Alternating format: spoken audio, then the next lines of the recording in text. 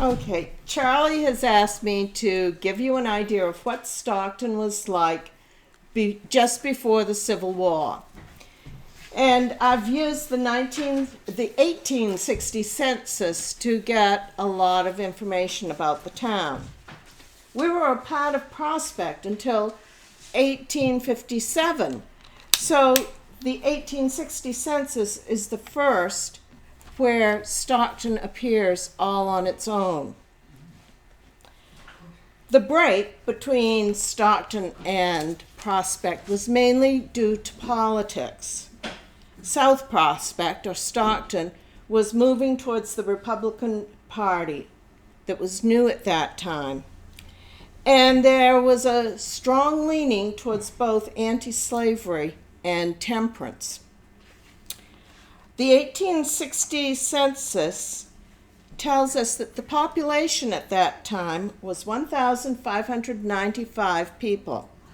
Wow. 822 of them were male, and 773 were female in 294 households. The age range that year was 1 month to 91 years. There were altogether 40 pages in the population schedule for that year, and 22 of those pages have at least one person below the age of 1, and 21 pages with at least one person over the age of 70. 65% of the males, or 509, were working. 17%, or 135, of the females were working for pay. There were 19, less than 1%, who were teachers, and they were both male teachers and female teachers. For the men, the three largest categories of jobs were mariners and master mariners, who were able to be captains, combined 201 men. Farmers and farm laborers were 156. Carpenters, ship, house, finish, and master carpenters, 55. So a big drop. For females, the two largest categories were servants, 86, and seamstresses, 21. Most of the women who were working for pay were either young single women or widows. Young single men were mainly mariners or farm laborers. The 1860 industrial schedule included only businesses with employees that year. Other years, you didn't have to have an employee to be on that schedule. There were 3 sawmills in town, 3 shipyards, 1 boot and shoe shop, and 1 blacksmith shop that had employees that year. Shipbuilding in what is now Stockton started before 1800, and the last ship that was launched was in 1921, although there was quite a break between 1875 and the start of World War I. The top building years were in the 1850s and 1860s, and the years with the most vessels launched were as follows. 12 vessels were launched in 1865. 11 were launched in both 1866 and 1868. 10 were launched in both 1867 and 1853. And 9 were launched in 1854 and 1855. The census recorded the value of the vessels that were built in all 3 shipyards in 1859 as $91,000. 1,520 tons of oak timber were used, 480 tons of other timber, and 107 tons of iron. And the 3 shipyards together had 102 employees. The blacksmith on the industry schedule used 10 tons of iron, 10 tons of coal, 150 pounds of steel, and employed 2 people. The jobs given on the census show that the town was supplied with most occupations that were needed to provide for the necessities of life: innkeeper, merchants, stone cutters, clergymen, light tender, fisherman, millman, physician, wheelwright, plus all the jobs that were needed to build ships. This is the world in which the young men of Stockton who served in the Civil War grew up in. Orpheus Roberts, the young man Charlie will talk about, was the oldest child of Sylvanus and Mary Jane Roberts of North Stockton.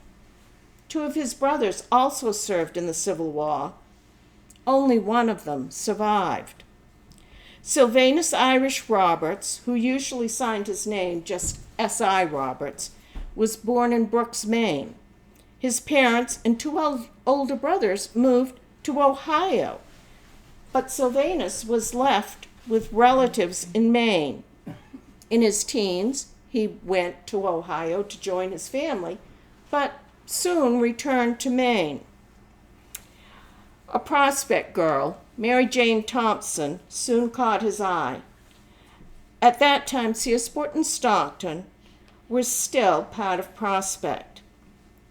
He bought land in North Stockton and married Mary Jane. The land had a stream running through it, and he dammed it and built a sawmill. He's supposed to have used the sawmill to mill the lumber for building his house and barn. He first appears in the Prospect census in 1840 with his wife, 2 sons, and 2 daughters. In later censuses, he's recorded either as a farmer or a millman, and he can be found on both industrial and agricultural schedules of the U.S. Census. He also built and operated a store on one side of the stream. S.I. became a member of the temperance movement.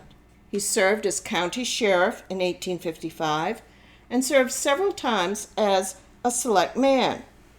He became a justice of the peace, and he was known for his willingness to provide charity to the needy and for his friendliness. Locals called him Uncle Sil.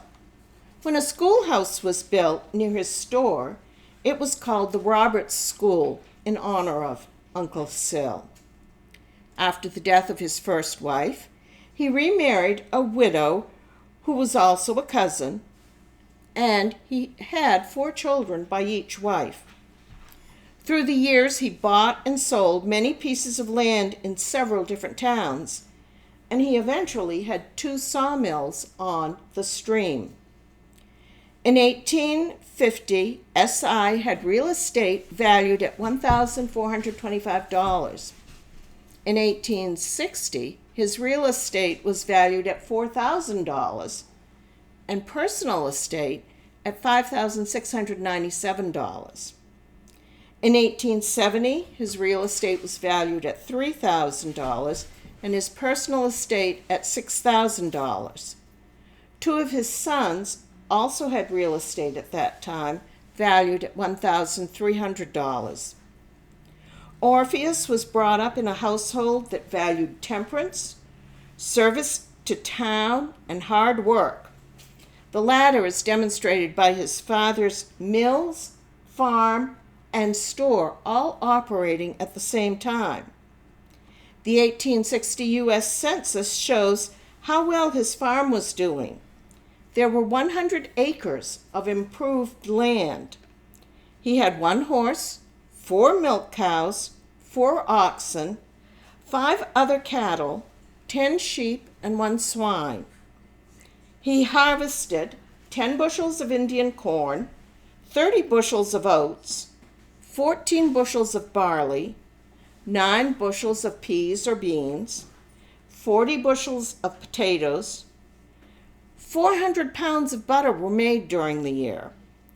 30 tons of hay were cut, and 50 pounds of wool was shorn from the sheep. He also had an orchard and a market garden.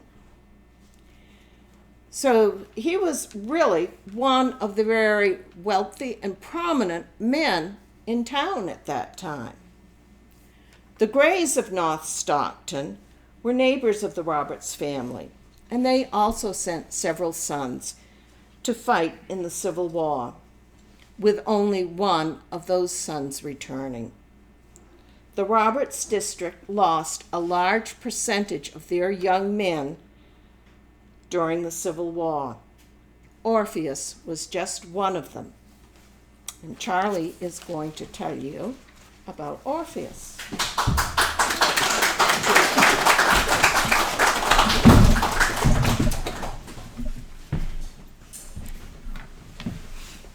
Thank you, Kathy. Very lucky I got my foot in all three outfits that are here tonight. First of all, thanks to my Legion post, Commander Seekins, Ernie, helped set the thing up, but thanks for your hospitality. Thank you, Kathy, for laying the table for us, and what it was like in 1860. I joined the SUVCW quite a while ago, 3-4 years. The darndest thing, I joined in Bangor but had to take meetings in Dover Foxcroft. And then I went back to Bangor and they got run out of the hospital meeting room because of COVID. So I ended up in Lincoln, and then they kicked me out and sent me to Rockport to join this new camp. So I think I finally found a home. And at the outset, we decided two things, different, a little bit different. One is that the meetings would travel, as Steve said, and go to towns in our service area. But the other is that a significant portion of the meetings would be used for education, for talking about the Civil War and the people that fought in it. And I was looking for just that. It used to be Richardson's Round Table, a group of devoted Civil War study people that met here in Waldo County. Anybody who knew Ray Webb, Carl Robbins, these gentlemen and many more would get together and share what discoveries they'd found in their research over the last month. And they folded now. When Glenn Webb died some months ago, they shut it down. I started the Civil War interest. One day I was reading my grandmother's book, The Story of Stockton Springs. And in it, she lists 101 Civil War soldiers. And what a clinical list that is, unless you do some digging. And once you do some digging, you find some fascinating things. She married into the Ellis family, and she's got one of her husband, my grandfather's uncles, listed twice, first name, middle name, first name. And that happened a lot in the Civil War. I was attracted to the SUVCW after trying to find one of the Griffins on the list, and I couldn't. And somebody said, you ought to look on SUVCW database, and they're attempting to put every Civil War soldier into their own database, and there tell the story about these men and what unit they were with. Date of birth, date of death, the usual things. So I tried his name in there, and bingo, he's buried in Portland. But I made it a goal to find the burial place of all 101 men, and figured, I'd take a few weekends, spare time over the next few weekends, and be done with it. That was 5 years ago. That's a big rabbit hole. I have found people buried in Port Townsend, Oregon, after 3 full man days of searching, and it wasn't even me that searched. Any of you look on our Facebook, C. Lee Burton found that one for me. I found Mr. Finney, who I thought had to have been from away and just given to the draft quota of Stockton. There's a thing they used to do. I figured he was from away and filling a draft quota. Well, it turns out he was related to somebody here. And I knew that he belonged here because I found him in the Masonic minutes. They had a regularly scheduled meeting, and he went and they raised him, or they brought him in the first degree. They had a special meeting 2 weeks later and raised him to second degree, and he became a master at the next stated regular meeting a month after he first became a Mason. 2 days later, he's sworn in, mustered in, and he's off to the war. So I got a clue now that he belonged here. Later on, in my gravestone work, I found his father's stone buried 18 inches under the earth. It was brought back up, and today we know where the Finneys are buried, and it turns out they're related to me. So I'm still looking for many of those 101 people. What was the Civil War about? I'm not going to go into that in deep detail, but if I ask every one of these people who are in SUVCW, what was the real reason for the fight? You might get all different answers. My answer is simple: slavery. It was all about slavery. The South did not want to give up the one economic advantage they had. 40% of the South were not white people. They were enslaved, working for the other 60%, or at least that handful of plantation owners. And a couple key dates to keep in mind. Abraham Lincoln came up with the Emancipation Proclamation, and it was effective January 1st, 1863. Exactly 6 months later is the Battle of Gettysburg. 6 months and 1 day later, Orpheus Roberts is killed.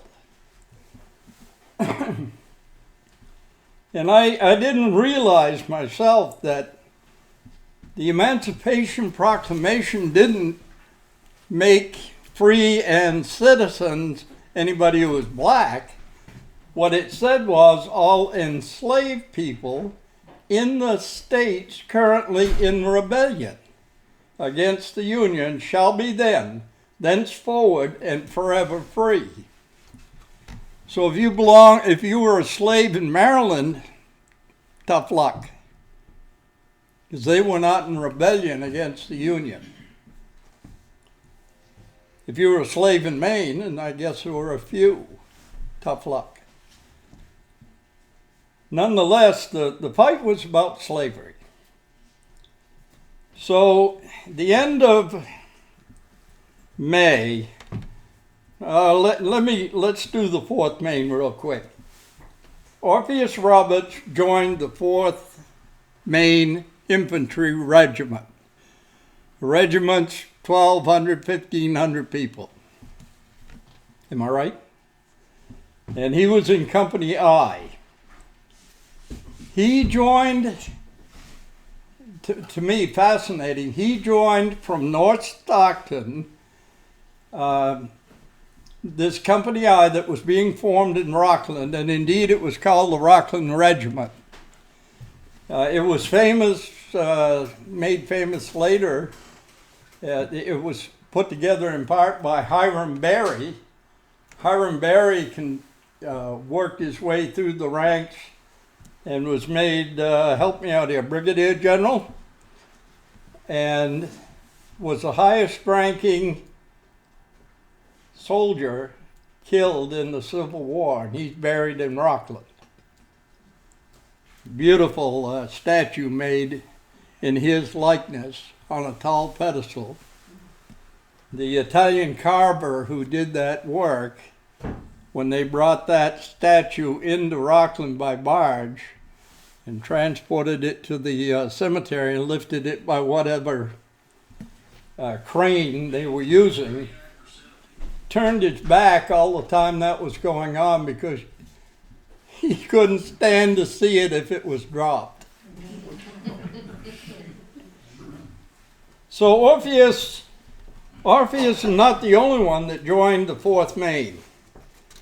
He had neighbor kids, neighbor young men, grown up with all his life. North Stockton, couple properties, adjacent properties, Kathy? Yes.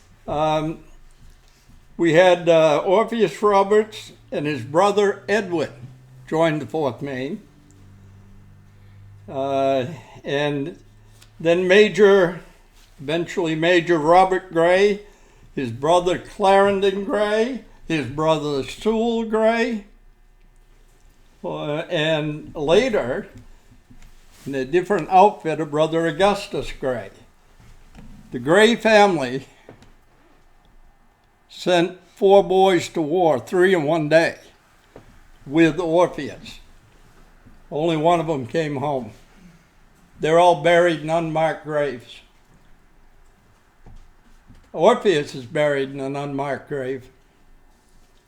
His brother, probably buried at sea, died on a gunboat. North Stockton took it hard. It's been kind of an adventure too, because we had a town clerk that was a town clerk since the dinosaur days, and he's long gone now. It was my pleasure to have known Walt Trundy. I didn't pay, he was a town clerk, and you go to his house to get a fishing license. You better be buying it the day before you want to go fishing, because you couldn't get out of there. He wanted to tell you all about history, and I didn't care. It's too bad. But there were people who paid attention to it. One of the things he wrote down is a little burial ground on Green Valley Road that the town marked out as a burial spot or a cemetery that has no gravestones. And Walt, from what he had heard, said he thought some of the Gray boys were buried there. And the cemetery committee in Stockton, which I had, and the Historical Society people have all dug into that, and I even had a restoration couple, experts, that are experts at primitive burials, look things over. But most important, we know that the Gray boys, Robert Gray, who became a major, was a man who kept a diary. And his diary is at one of the universities now. And in that diary, it tells about, today we buried Maddie, which is Sewell, a nickname for Sewell. And later on, the man with the diary, Major Robert, ended up being wounded at the Battle of Wilderness. And as he was on an ambulance. And when he got to Fredericksburg, he died, and they went into the city cemetery and buried him. A friend of his went back a week or two later to check on the grave, and he had been disinterred by the locals. And when they were asked, the folks around the cemetery asked about it, they said they didn't want any damn Yankees buried there, and they wouldn't tell them where they put the body. There's still people in the South. I was down there, stationed there in 1970, 71, and there's still people down there who don't know that damn Yankees, 2 different words. So the Rockland Regiment had a hard start. They were told that they were signing up for 3 months. They went to sign up, or to be sworn in, and Hiram Berry informed him that the rules had changed and they were there for 3 years. And he asked for anybody who just couldn't abide by that, and only 2 of them left. Everybody else signed in for the 3-year duration. It included 3 gray boys, Orpheus and his brother, and Oscar Colson, who survived, buried in North Carolina, Almond Dickey, who survived, he's buried in a big cemetery in Belfast, Samuel Eames, who's at the, didn't survive, he died of disease, he's at Alexandria National Cemetery. And there was also a prospect soldier that signed up that same day.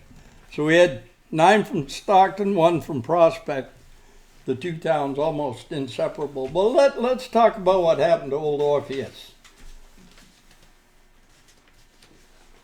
The 4th Maine was returning from a fight that they had in Chancellorsville, where Hiram Berry was shot and died.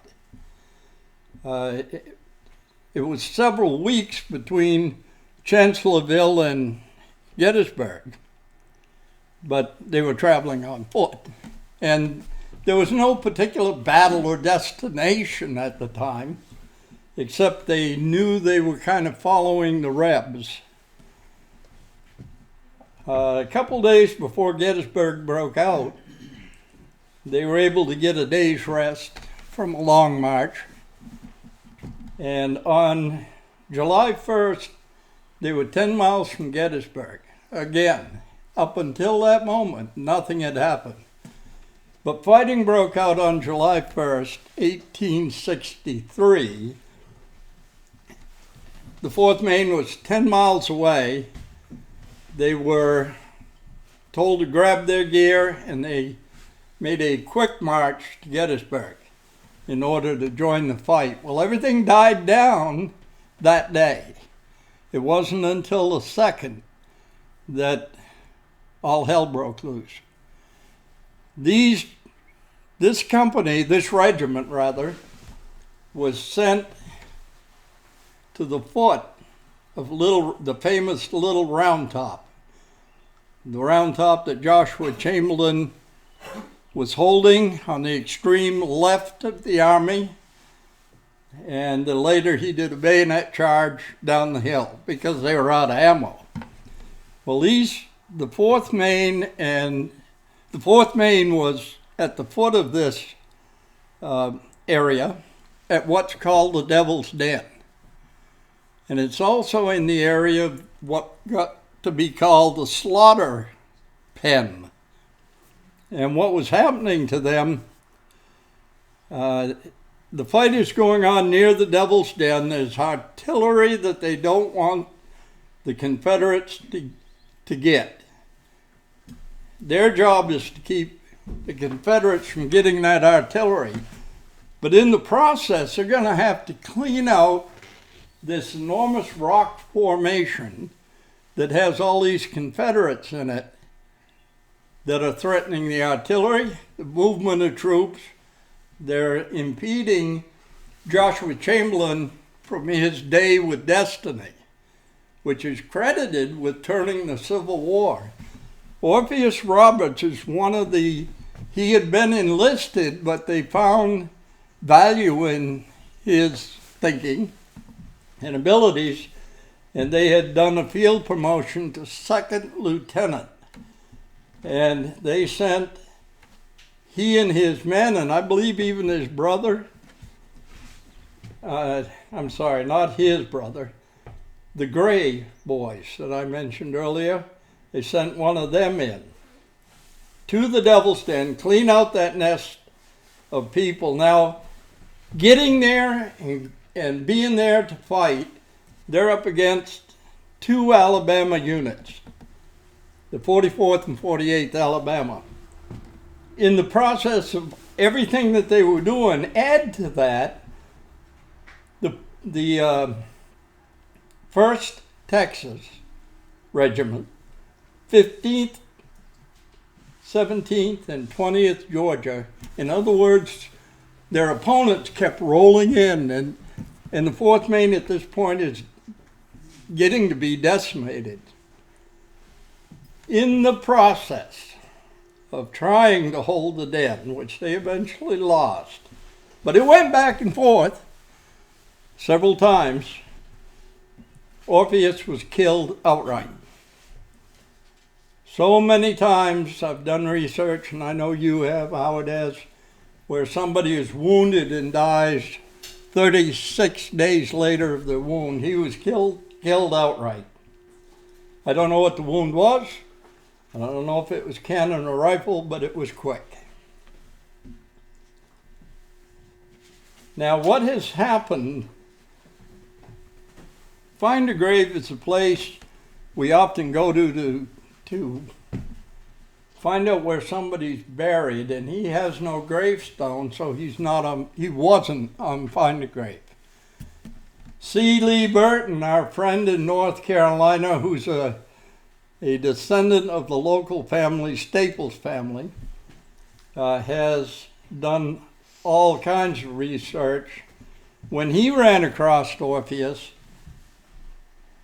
we talked, and I said it's known from Robert Gray's diary that they recovered Orpheus' body and took it up on Culp's Hill nearby and buried it. That's written. And later on, there was a commission, months later, after the battle. A commission hired people to go through that battlefield. And they were a long time doing this. Recover everybody they could and lay them out in what we now know as the Gettysburg National Cemetery. Excuse me. Orpheus was not one of the people identified when they recovered his body, if they recovered it. There's a pretty good chance they did recover it. In speaking with Dave Sulin of Rockport, he's done a lot of research into how the graves and grave registration was handled. And he said that if they would have been able to tell from his uniform, the buttons on his uniform, that this body belonged to a Maine man. But that might be all they could tell. And so it is presumed that he is buried where it says, I think it's 104 unknown Maine soldiers. And so C. Lee has made a Find a Grave page for him, Gettysburg Cemetery, and he's used a picture of the 4th Maine monument as his gravestone. Now what I want to do,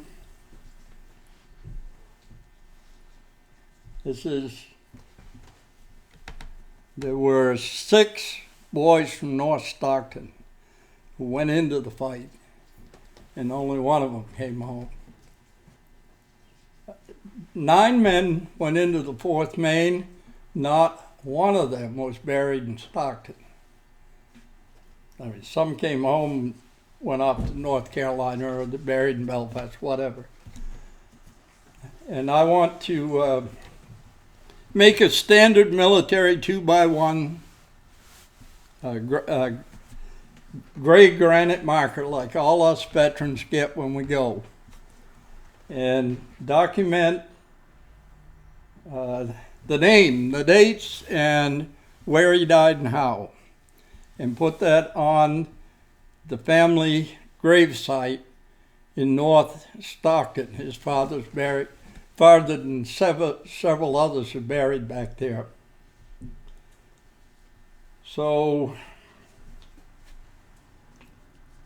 talk about the Gray Boys real quick, because they figure into this. I told you that Sewell, or Matty, was buried. Matty, where'd you go? He was buried after the Battle at Fredericksburg. Major Robert Gray, shot at the Wilderness, buried in Fredericksburg, disinterred and hidden. Augustus Gray would die in Washington, D.C. of disease, but there's no record of where they put him. Clarendon Gray is the one that made it. He came home and then ended up going to the Boston area and worked for the Boston Police Department. He had to have had what we know today as PTSD because by the way, Clarendon's one of 24 men in that regiment to be awarded the Kearny's Cross for valor. But he must have had PTSD. He made it as a cop beat cop for the longest time. And one night he arrested somebody and he wanted him put in jail, and the precinct wouldn't take the guy, didn't like the charges. So he started shopping precincts for this prisoner. And when none of the precincts would put this guy away, he resigned.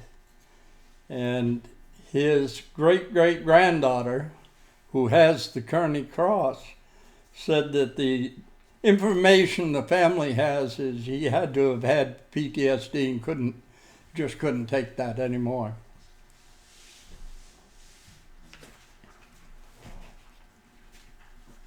Now,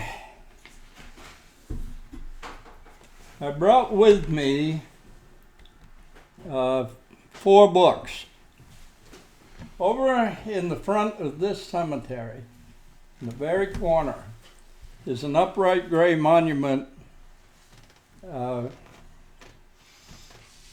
Joseph Plum Martin.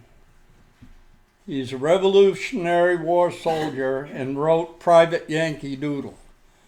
And you're welcome to look at that book. I brought it with me. It's a reprint. We sell them at the Historical Society. His grandson was one of my 101 men, buried out in Albion. I brought the book about the 4th Maine called With Our Faces to the Foe, written by a man who taught school in the area, Peter Dalton. The story of Stockton Springs, kind of where you go to get started on your research. My grandmother's book. And then one that I stumbled on, what this cruel war was over. In other words, what caused this. And this woman, a graduate of Mount Holyoke, heavily footnoted research and presentation. And the bottom line is, to her estimation, slavery. And that case has been made pretty well as far as I'm concerned. One last thing that's a bit aside, where the Legion is leaning on the counter back there, I have flyers. On July 1st, there's a book coming out called Siege, and it tells about the true story of a coup that was attempted between Maine's governor and the leaders of a new political party. State House was under siege for several weeks by a Confederate force. This is after the war.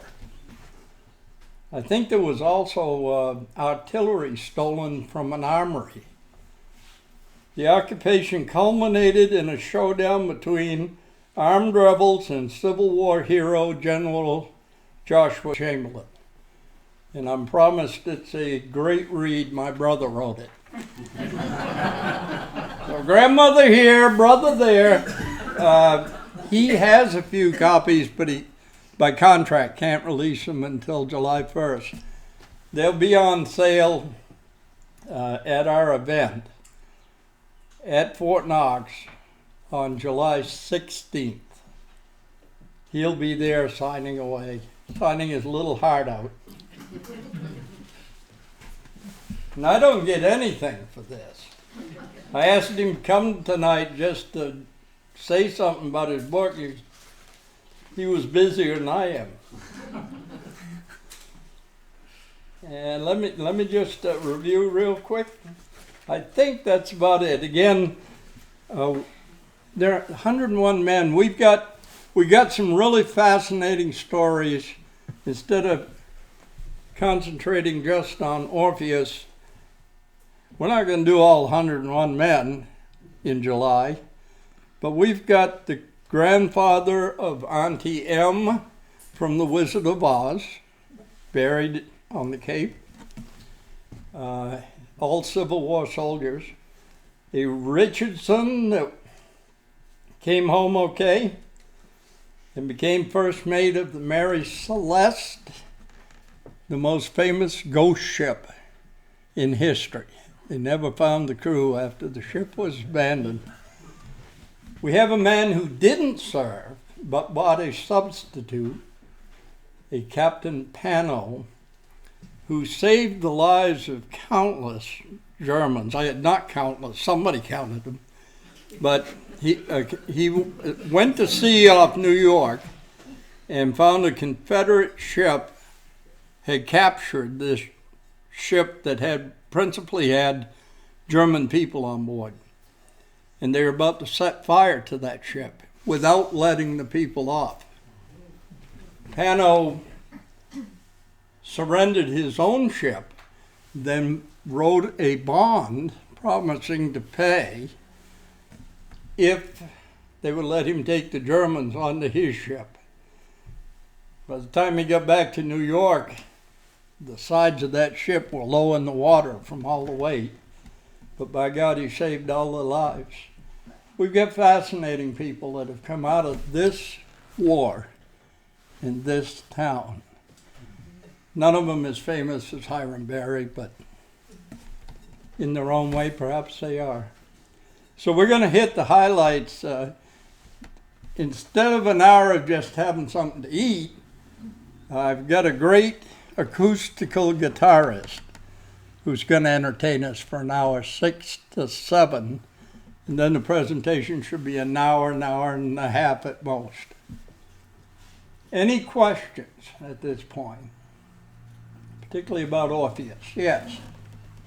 Is it possible to do DNA testing on soldiers from that long ago?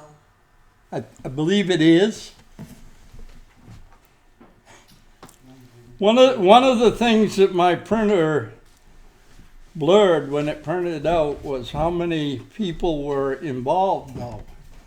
We got 2.75 million combatants, 2 3/4 million combatants in the Civil War. 110,100 on our side died. 250,000 would double the shot rate.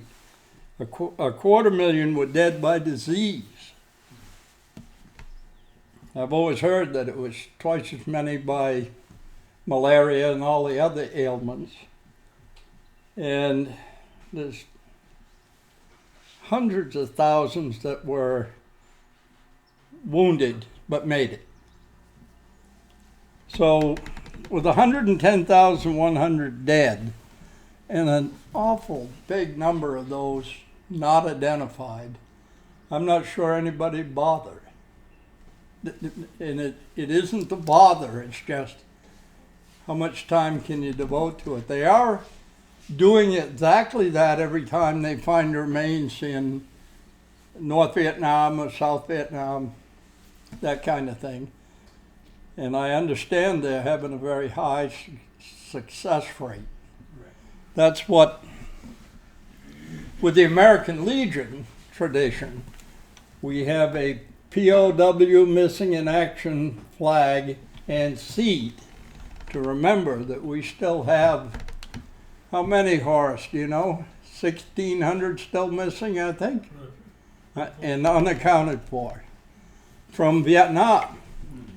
There's a high number unaccounted for from the Civil War, and I mean, that was crazy. There was a Zetham, forget his last name right now, Zetham, a Stockton combatant that was carried as a deserter and ended up with a pension. And I haven't found the whole story yet, but what tends to happen is you get into these big dust-ups and people are dying and they're wounded, but some are just missing. And the company clerk or adjutant puts a guy down as a deserter, and it sticks in his file for a while, when indeed he got separated from the unit and ended up with an outfit from New York for a time until he could get back. So there was horrible confusion, and they'd have to sort all that out even before they know who they're trying to do. And now you're talking, you know, had it been one of my great-great-grandfathers, you're talking all those generations, and you have to have the mitochondria DNA, the lady of the family DNA to do it, I think. It's certainly not going to get his hair follicles off a comb like they do with some of these, even with Vietnam, they're able to. It was recent enough that they're able to get some of the actual DNA of the individual. Another question? Comment? Pearl Harbor, they're doing it to all the veterans that were buried from Pearl Harbor. That DNA testing. That's right, yeah. USS Oklahoma was one of the largest ones. Massive grave done at Fort Hood, Fort Ford, the Ford burial ground. Fort Ford. And they're doing that every day. I get a message for the VFW on the soldier coming home from the USS Oklahoma. Now, are you saying they're having a match every day? They're matching almost every day. Jeez. Remember, it's a big project they're doing down there. Yeah. And it was a massive grave. You know, they took the bodies and they just went. Yeah. So now they're in there, and they're in a place like 10 times this size, and they're laying out bodies and matching skeletons and getting the DNA test. Yep. So it still goes on today. They've never reached back to Civil War. As far as I know right now, the farthest we've gone back is World War II. But they haven't found a few bodies in Germany with World War I just a couple of years ago. Okay. In World War I. Did they go through with They the? found the DNA, yeah. Yep. How about Korea? Pardon? Yeah, we just had a few bodies come home not too long ago from Korea. Because President Trump went over to North Korea and Oh, Kim that's right. Il-jung released, 50 bodies, and they brought them home. So we have, mind you, the VFW goes around all over the world and does this. They're doing it into Russia, everywhere. Anywhere there's a soldier that has passed away, Right. they're trying to recover the remains. But Civil War, I don't think so. The last one I saw was in the American Legion paper, which you just got a marker put up here. They found where his body was buried.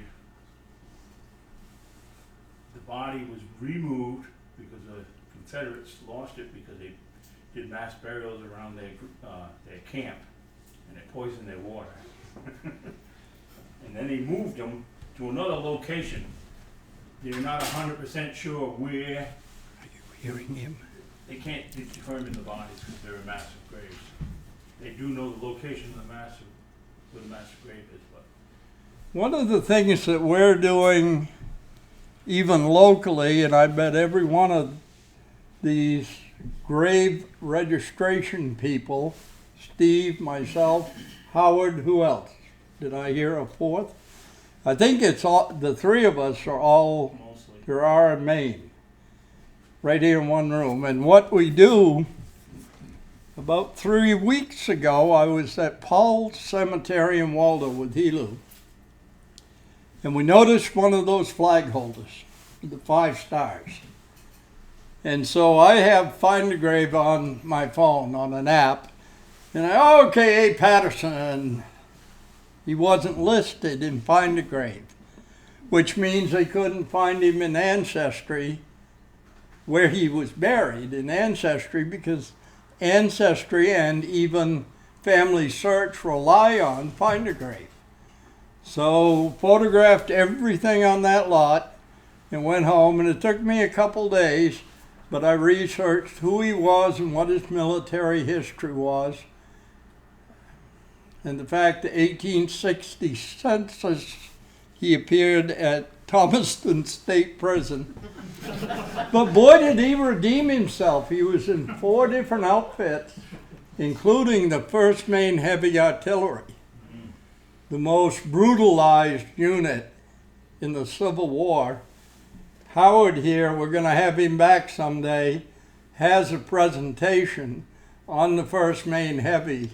I haven't heard it, but I don't care what you say about the 1st Maine. It was the most brutalized unit in the war. And he went through all of that and established a decent-sized family in the town of Waldo. 2 lots down, Mr. Sanborn, same thing.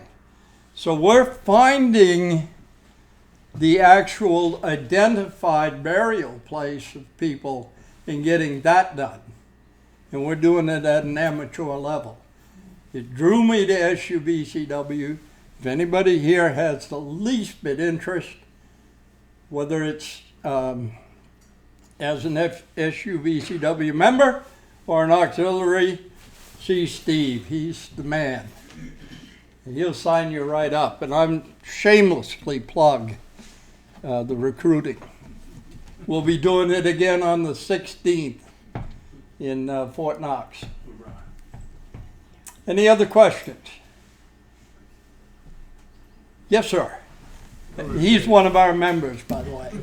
Not necessarily a question, but an announcement that on July 1st, kind of everything else tied to July 1st you had, on July 1st on your local PBS station is a video about the 16th Maine at Gettysburg.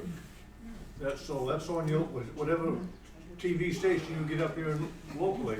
Yep. But that's on July 1st in the evening. I don't know the time, maybe 8 o'clock or something like that. But check with your local PBS station and look for that. Yep. Where was the 16th Maine?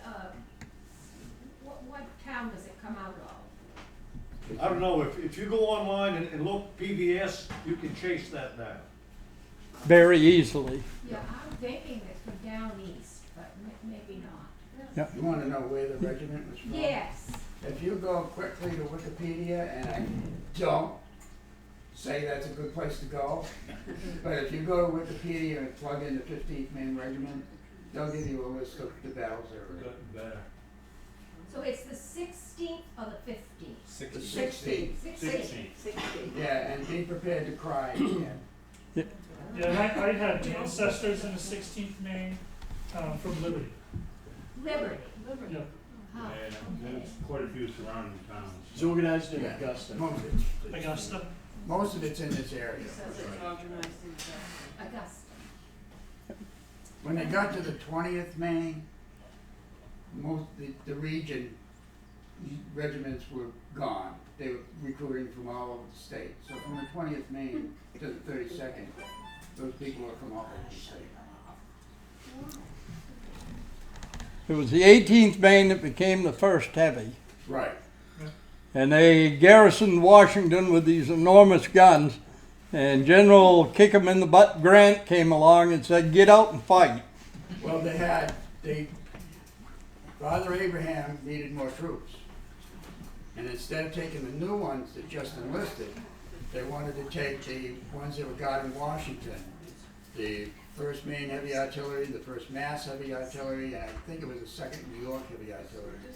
They were all left their tents with muskets in their hands. Yep. And, I don't care what cemetery you go to in this area, you're going to find somebody with the writing that they were in company whatever, 1st Maine Heavy. yeah. In Orland, I ran into 2 or 3. All right, I need to I need to wrap it up so those that, I'll get you before we do. Just have a comment. Those who need to get up and stretch and go home can. But yes, sir. Okay, I'm a big fan of YouTube, and you can do a lot of that on YouTube also. It has a search bar, you just type in whatever you want to find.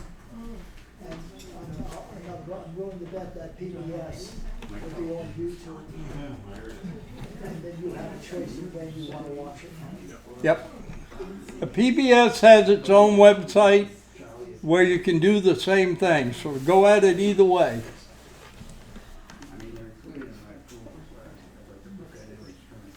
Now, Brother Steve, do you need to make a proper closing? I do, I'm looking for that now.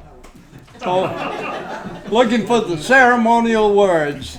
I'm, another thing that I would like to mention while we're here, because we're just down the road from Prospect.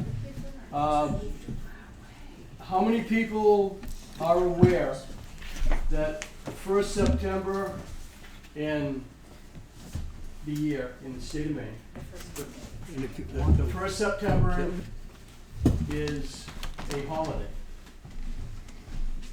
Does anybody know what the holiday